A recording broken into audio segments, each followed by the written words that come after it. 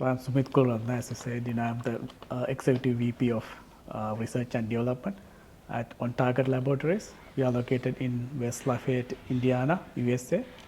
And our company is basically developing drugs for cancer, especially to use it for image-guided surgery. During the surgery, that surgeon can visualize the cancer easily and effectively. I think it's a good event.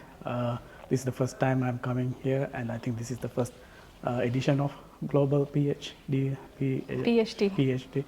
So, but what I learned a lot of things today, that they were talking about how the COVID effect or impact for the healthcare, and also I saw that what we should do to take a drug or NCE, new chemical entities, to the market.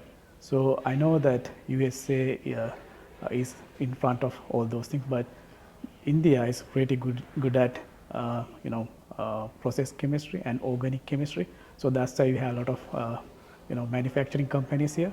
But I think India has to put together good teams to take a drug to market. So in that case, you have to involve many other areas other than organic chemistry. So you have to have people who understand biology really well, and also medical doctors who directly working with patients, and then innovators like people who can think outside the box, and also a few other areas like the process chemists, including process chemistry, as well as some other clinical people.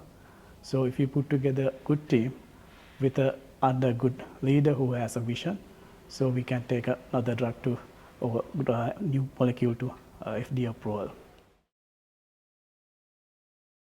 So as I said, India is leading for generic drugs and process chemistry, but most of the innovation happen either in US or Europe. So I think, as I said before, India has to put together good teams under good leader, so that they can come to the same level as USA and Europe, and as well as China, so that I can give you who are the people supposed to be in that, really good biologists who understand the biological process in the body, and then medical doctors who can directly communicating with patients, and then the pharmacologist, and then good organic chemist, process chemist, clinical operation people, and also you have to have good intellectual property lawyers who can protect these innovations or new ideas. So that's kind of a good team with a good leader. So who does not have to have all the things knows, he doesn't have to know everything, but have an idea how this goes, so that he can handle and use the right people, right time. So the major reason I picked this topic, so currently there are two other types of drugs. The one called conventional therapeutic agents that target cancer cells because they are fast dividing cells, so try to inhibit DNA synthesis kind of. But there are many other body cells grow fast or rapidly growing. For example, hair, that's why we have to cut hair once a month, right? Or bone marrow cells. So there are side effects because of that.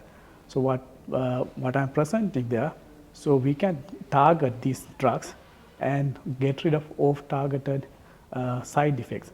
So that's where I'm going to talk tomorrow. And then using that technology, targeting drugs to cancer, we have taken 8 drugs into different phases of the clinical trial through multiple indications, for example, prostate, ovarian, lung, and metastatic breast cancer kind of.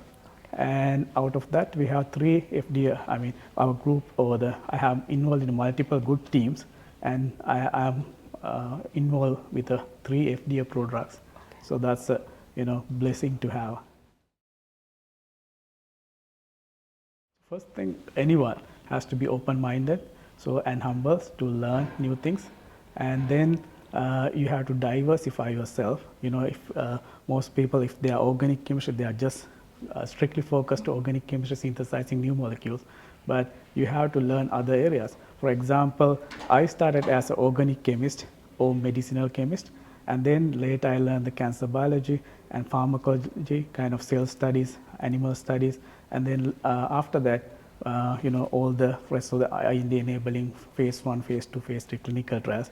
And one of the other areas I learned, other than business, the patent, how to apply patent and how to protect your molecules. So that's, I think, IP, intellectual property.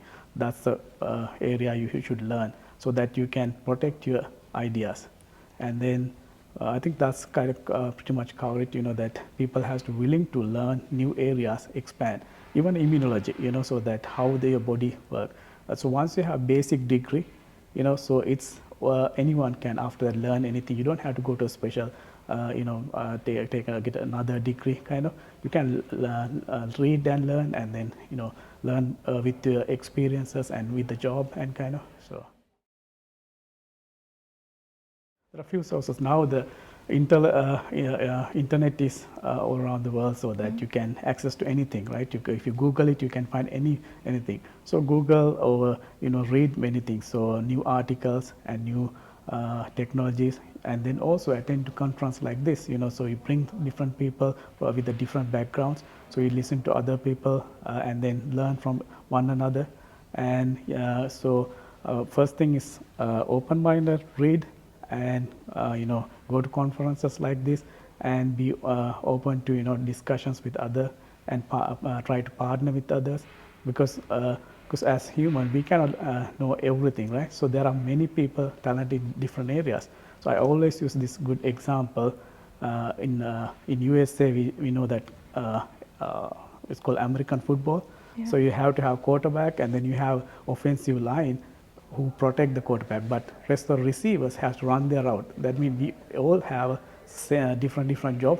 We are good at it, so we have to use it. That and if you take India side, everybody knows cricket, so you can't have all batsmen, all bowlers, right? So you have to have balanced team, that with the batsmen, bowlers, and all rounders. So like that. So when you have a right team, so you can collaborate with each other and have a teamwork. So everything is a teamwork in the end. Thank you so much, sir.